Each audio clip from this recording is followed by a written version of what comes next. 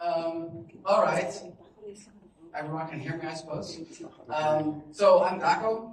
I'm working on the Dart team at Google. I've been at the Dart team for almost 8 years now. The picture that you just saw of me is like me in a previous incarnation when I didn't have hair, but I haven't been to a photographer recently, so.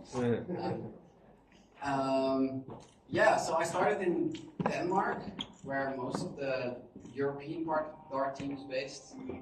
But then COVID hit, and I was like, I don't want to be in Denmark, so then I moved. So now I'm in Switzerland, and we're like all over the world now. Like, so there's a bunch of people on the East Coast, the US, a bunch of people on the West Coast, a bunch of people all over Europe.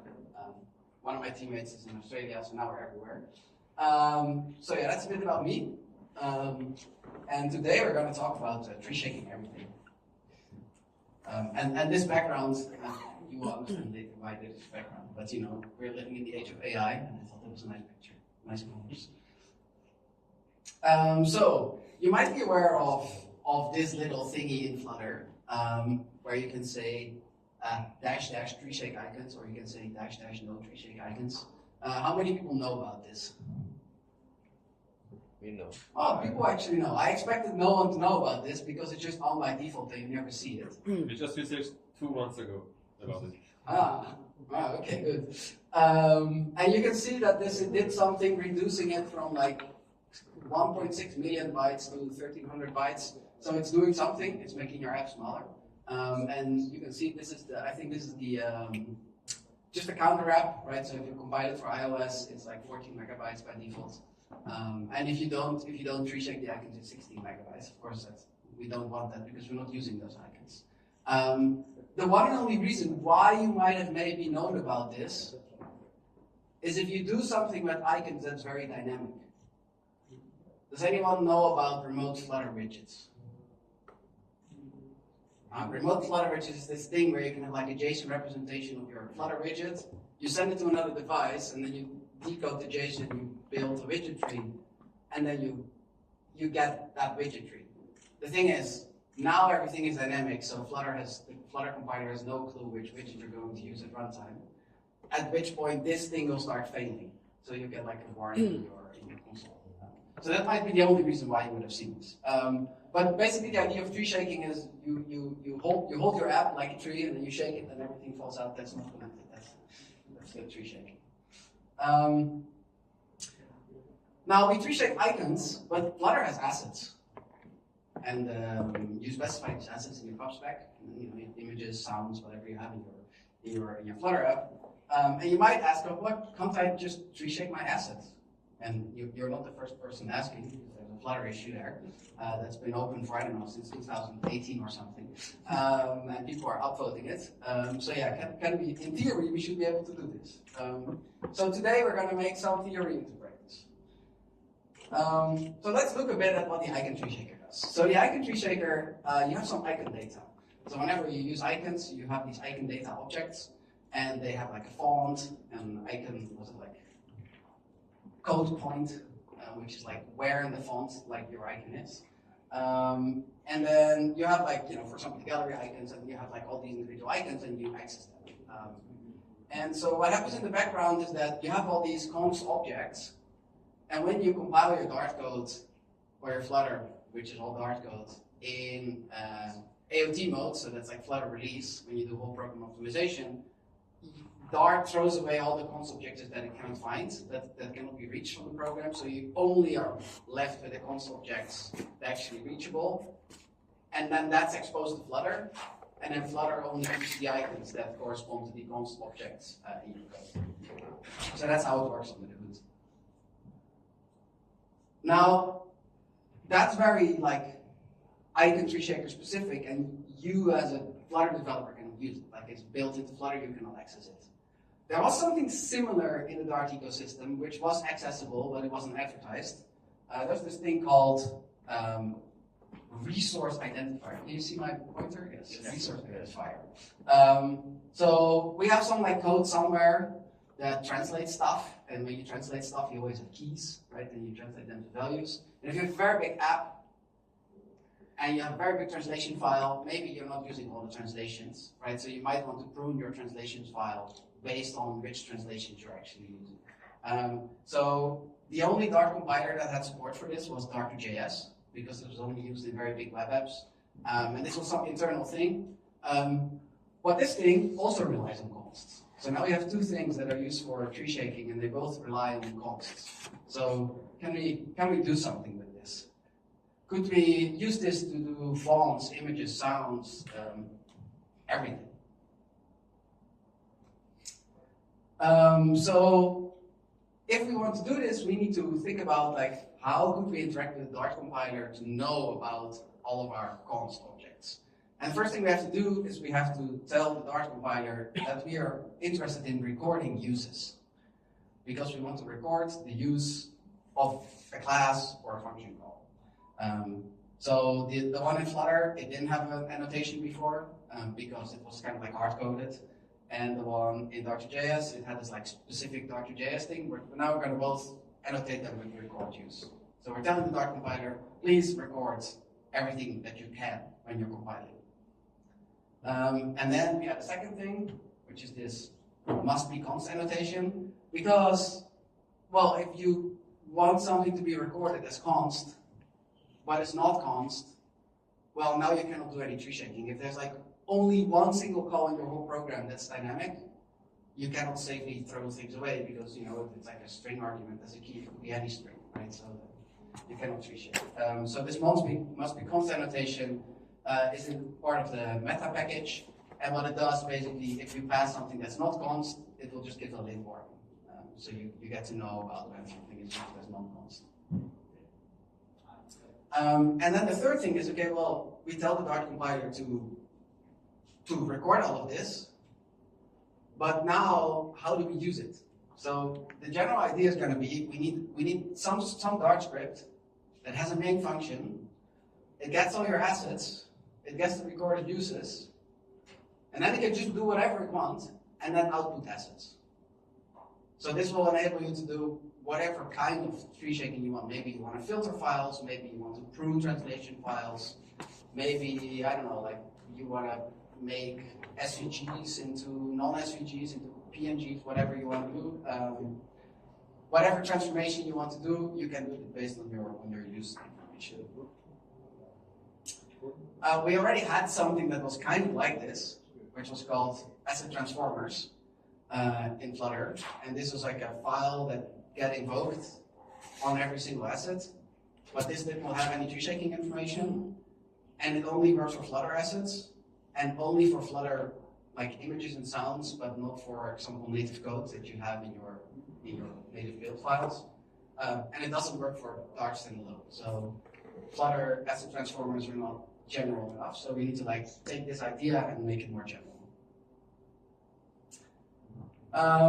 So if we have this kind of interaction between the Dart compiler and your package, we need to specify what the interaction pattern is. So we need a predefined protocol. And we have already another predefined protocol in the Dart and Flutter SDK, which is build hooks.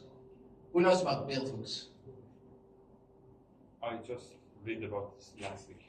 Whoa, 3 people. Okay. Well, there are some talks online, and there's a Google I/O video as well. So if you want to see me with less hair, you can watch that one. So basically, the idea of a hook is it's a predefined file location with a predefined JSON in and JSON out format. So the Dart and Flutter SDK can talk with a package, and the package, if it implements the right protocol, the Dart and Flutter SDK can talk with it. So, and of course, you don't want to really do this by hand, so we have like a helper package that deserializes and serializes the input. So we have a build hook already, which allows you to put stuff into a Dart or Flutter package, which will then be during the Dart build or the Flutter build be added to your final application bundle. And what we're going to do is we're going to add a link hook. And why do we call this a link hook? Well, it kind of comes from native code, because if you compile like a bunch of C files, you first get object files in the build phase, and they are all just one-to-one translations from your C file. But then when the linking phase happens, that's when the native compiler will throw away all the code that's unreachable. So think of linking as like the phase when you do tree shaking. So this is why it's called linking. Okay, so much for slides. Now we're gonna do Murphy. Let's see. Wish me luck. Is this readable in the back? Yeah. No, it's not a Flutter. We'll make it It's bigger. in front here. It's simple. Is it readable now? Yes, I see thumbs up. Good. Good. All right, so first what I'm gonna do, okay, now I need two hands, 1 second.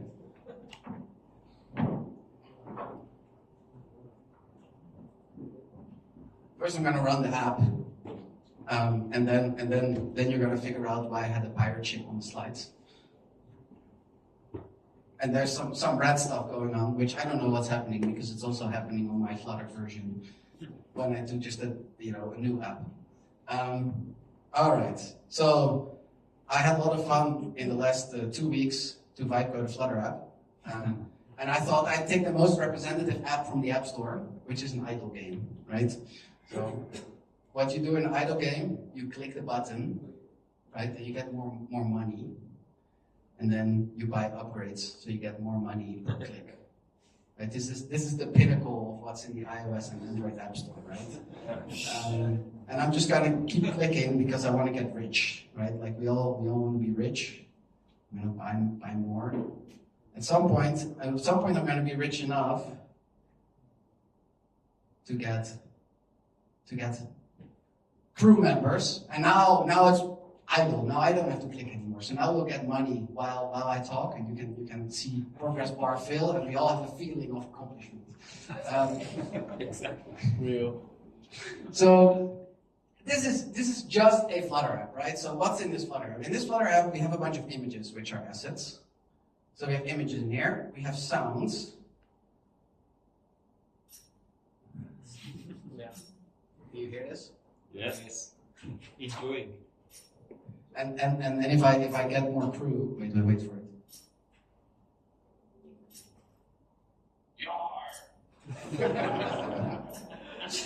So I had a lot of fun vibe coding this. Yar. So we got images, we got sounds. I made Gemini translate this for me. I don't speak any Spanish, so you can tell me later if this translation is crap. And of course, I think proper Spanish people don't talk the same Spanish as pirates, so we also have like a pirate Spanish translation. So yes, let me just increase my crew size because I want to grow my wealth exponentially while we're doing this.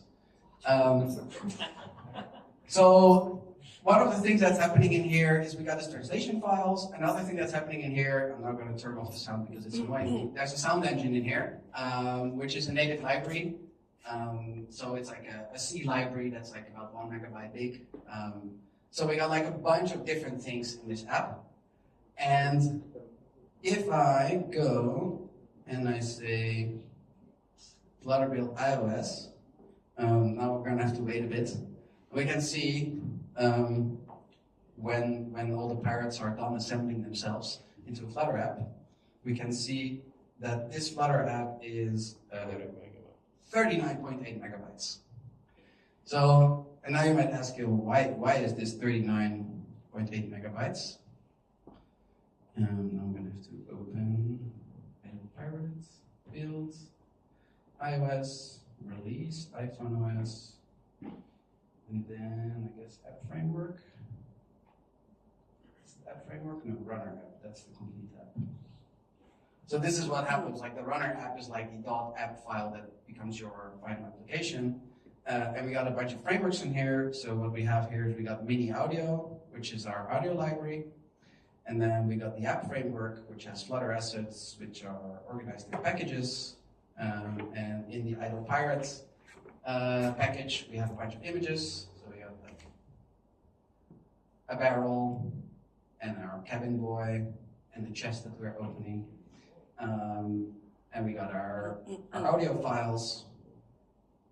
And then we got in a separate package, we got our translations. So we got a separate package for our translations because, we're like a big corporation who doesn't want to build just one pirate game, right? Like we really want to milk the store with ads and microtransactions. We want to launch at least 15 pirate games. So we separated the translations out.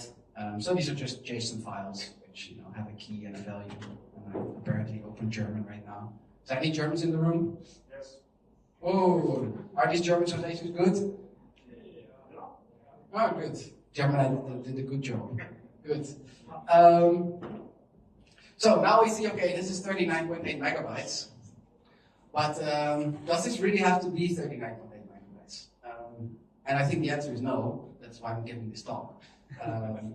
But you don't really want to go and do stuff manually. So let's first look at sounds. So we got our bunch of sounds in here. And I got a bunch of them, and I'm using some of them, but I'm not using all of them. So I'm gonna open the sound. I'm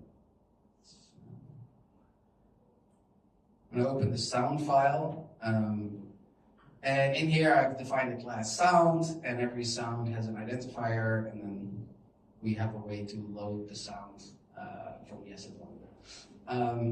Now, what I've done is I've annotated this thing record use so that every const that is reachable when we're compiling will be recorded.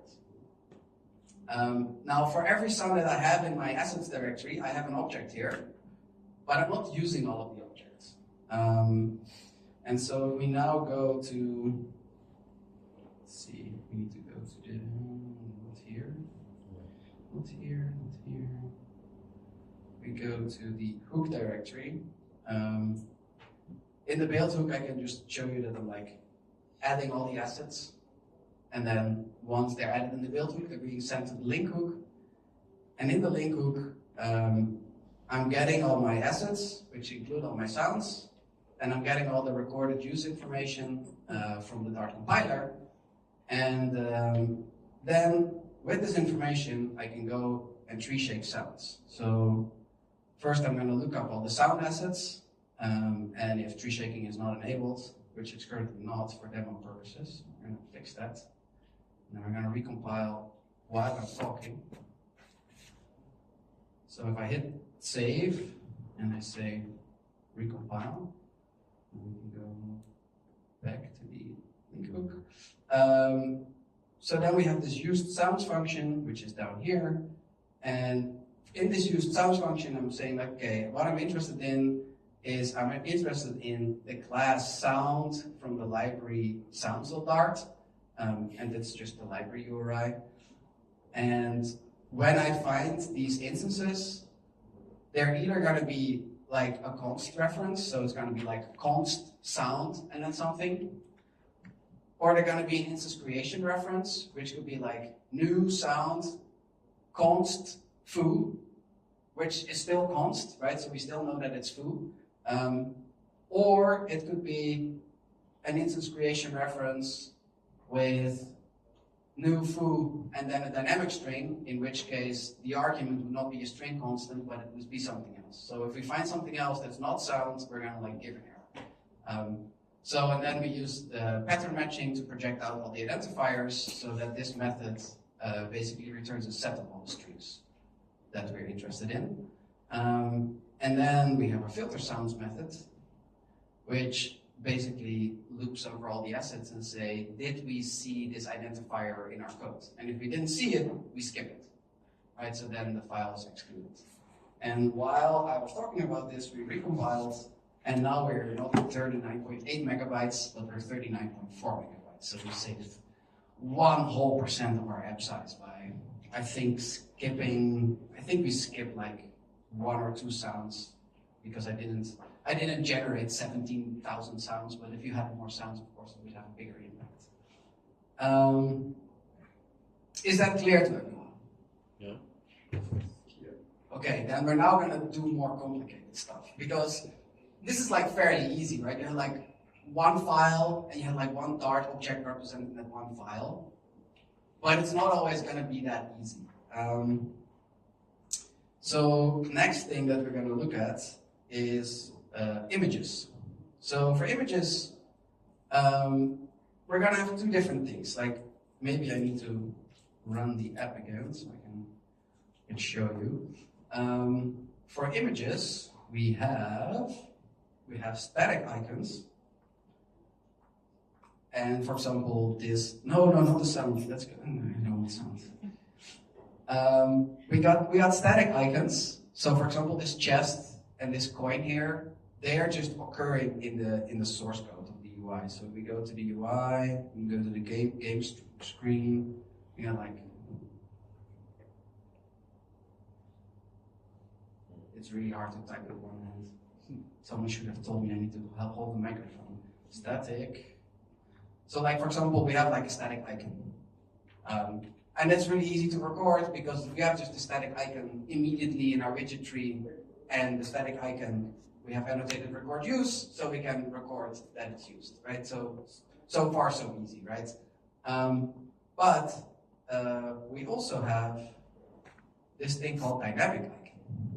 And if we go back to our Pirate app, all of these here, all this equipment, it's just a for loop in our source code, right? We have a widget, we build a widget tree, but for every item, we just make the same thing. So whatever we have for the items in the game, it's just a dynamic value. So we cannot record what image we're using because it's not constant. So the compiler can't figure it out, right? And the compiler isn't going to run our code, it's just going to compile the code.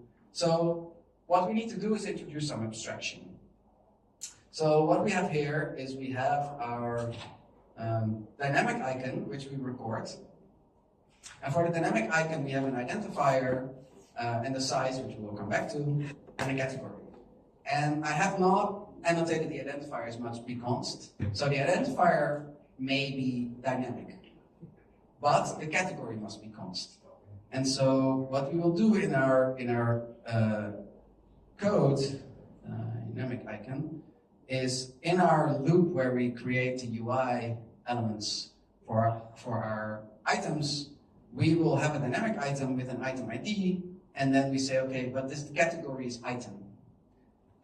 Now that's nice, but now we only know that we have some kind of widget with an item. But what we can do now is we say, okay, we have our items in the game, and let's record the items too. Because if I know what items I have in my game, I can combine this information to get the full list of icons again. So what we're going to do here is we're going to record this too, and then if we go to the link hook, let's do stuff at the same time again. So I'm going to now enable image tree shaking, and we're going to recompile. Yep.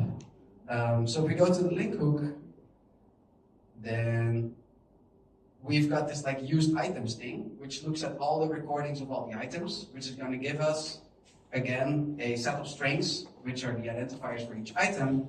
And then when we go into tree shake the images, we pass in the use items, and then we will find all the static images, which is just immediately the recorded uses.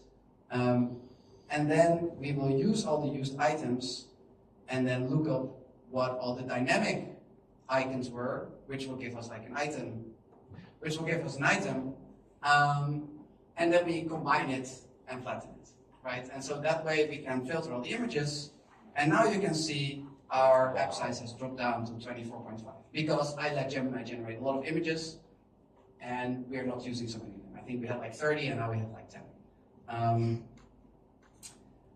Next step is we cannot just filter, we also record the size of the image. And because we record the size of the image, we can actually resize it, right? In Flutter, you have like this thing called the device to pixel ratio, which is like usually around 3. So if I go back to my nice configuration file where I can change things, if I say I don't only want to filter, I also want to resize, and then I hit compile again, what it's going to do now is going to go for every image and it's going to not only filter them, it's also going to just run like image magic on the command line to resize it to the right amount of pixels, because we're recording both the identifiers and the size in pixels. And now we're down to 17.6 megabytes. So we're slowly eating away. Now, one of the interesting things that's happening here is that if we go back to the game screen, let's see, dynamic. I did have to like reshuffle my code, right? So I have this dynamic icon class, which has like an image getter, which returns like a widget. And I had to like reshuffle my code so that like the identifiers that I want to record and the size in pixels is like together in the same object so that I can record them as like one recording. So that's one of the interesting things that I discovered while playing around with this is like, okay, if you want tree shaking to work properly, you need to maybe somehow reshuffle your code every once in a while. Okay, let me, because I only have 3 minutes left, let me blaze through the next thing. So I said earlier that we have these translations in a separate package. And if you are in a separate package, whatever you record always depends on the definition in which package it is. So the link of that package will get the information. So for translations, we have exactly the same problem as with images. It's like, okay, we have translations that are like static in the code, but we also have translations that are dynamic, for example, the names of the items. And in order to be able to flatten that, link hooks can send information to each other. So I'll not show that because of time, but you can just trust me that like you can record information in one link hook, and then it's in the direction of the dependencies or the reverse direction. Anyway, so like if you import a translations package, your link hook can send information to the link hook of the translations package, and then it can filter the translations. So if we enable this translations thing, the JSON file with all the translations will be shrunken from like 100 translations to 10 translations. Another thing that's kind of interesting as well is we have something called hooks user defines. So you can for example, when you make an app, you maybe only want to release it for like a certain demographic or certain languages. So you want to be able to configure that, and usually you don't really want to configure that like somewhere hard-coded in your Dart code. So there's like a configuration that you can put in your YAML file, and this is the configuration either in your pub workspace or in the root package. So the Pirate translations package allows itself to be configured, right? Because it might have 100 languages, but you only release your app for 5 languages, so you can put only those 5 languages in there. So that's how you can collaborate like across package boundaries. And then the last step is, hit through 2 more times here. The last step is we also have native code tree shaking. So now we can build iOS again. So we have this mini audio library that we're using to have our sounds. And this is a C library, and I used FFIGen to generate the bindings, to call it to C. And I told FFIGen to also generate record use annotations. And then what you can do is in your hook, you have the C library. This is from this is built with the native toolchain C helper package. So we just have our specification. We have mini audio. This is where we're using it. This is like the source file. This is some linking stuff for iOS, otherwise it doesn't work. So in the build hook, we built the native code into an object file, and then in the link hook, we take the record use information here, and we take all the static calls that were recorded. So earlier we were looking at all the recordings of like one class or all the recordings of one method, and then looking at the const arguments. Here we are looking at all the static calls in a single file or in a single package, because we just want to know, is this native method called yes or no? And then we filter we filter the native code, so we basically tell the native linker like, oh, we only use these things, and that makes the dynamic library that you're using in your app actually smaller. So now finally we are down to 17.3 megabytes, and we started at 39, so we're less than half, and it's like only like 2 megabytes bigger than 3 megabytes bigger than the counter app, which for having images, sounds, a sound engine, and translations is not bad, I would say. So I have 30 more seconds to go back to the slides. Slideshow. So we did images, audio files, translation files, and native libraries. And if you want to use this, there is a Flutter config. If you go to the Flutter master branch, you can do Flutter config enable Dart data assets.